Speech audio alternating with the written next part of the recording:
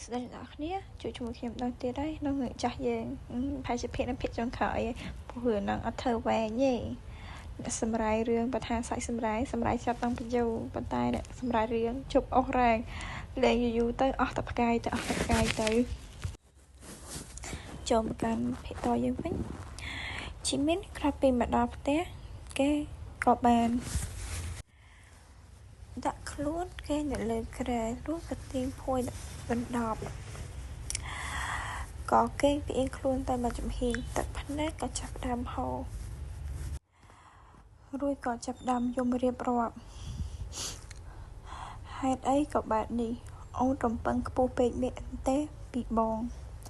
ហេតុអីក៏បងធ្វើបាក់អូនបែបនេះនៅសុកបងក៏ចាប់តាមចង់ចេញពីអូនពេលនេះអូនឲ្យបងសល់តែត្រឹមអតីតកាលតែប៉ុណ្ណោះអតីតកាលការចងចាំដែលសែនល្អពេលមានបងនៅក្បែរប៉ុន្តែពេលនេះលែងមានបងហើយនៅតែសារតែការចងចាំរបស់បងតែប៉ុណ្ណោះណាស់ហើយពេលនេះបងក៏មានអ្នកថ្មីបើគេល្អជាងអូនក៏បានបោះលែងបងបើសិនជាបងយំអូននៅនេះទេអ្នកខូចចិត្តសង្ឃឹមថាបងរកអ្នកថ្មីបានល្អជាងអូនលាបងហើយស្នេហាដំបងរបស់អូន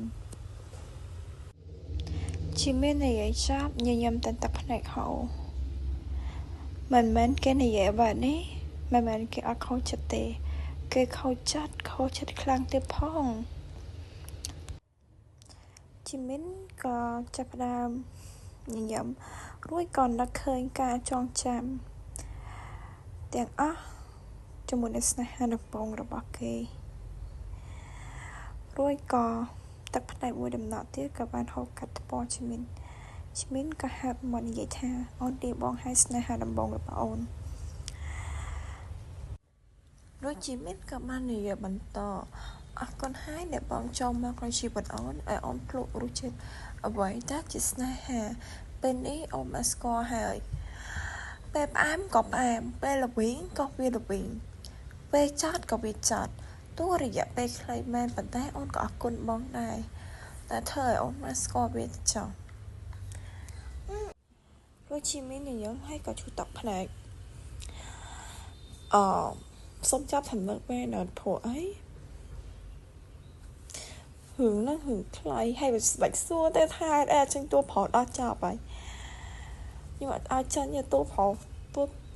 ថប់ខ្ញុំអត់ឲ្យចាញ់ទេខ្ញុំមើលតែរូបយន្តនិយាយបែរនេះបើចាញ់ទៅមានអារម្មណ៍ថាពិបាកប្រាប់ណាចឹងតែខ្ញុំសុំចេញយកតួបឋមអញ្ចឹងរូបយន្តគីដាក់មកដាក់តំណែងគឺនិយាយរឿងស្នេហាគឺខ្លីមែនតើព្រោះអូខេចឹងទៅខ្ញុំសុំនិយាយចាប់ថាម្ដងណាព្រោះអីរឿងស្នេហាហ្នឹងគឺខ្លីមែនតើឬសំដៅរំខានគ្មានមាសជាឆាយចឹងទៅសូមបញ្ចប់ឯខាងឡើងជួបគ្នាវីដេអូក្រោយសន្យាថាអត់ធ្វើពីភាគឯភាគនិយាយរឿងអញ្ចឹងទេ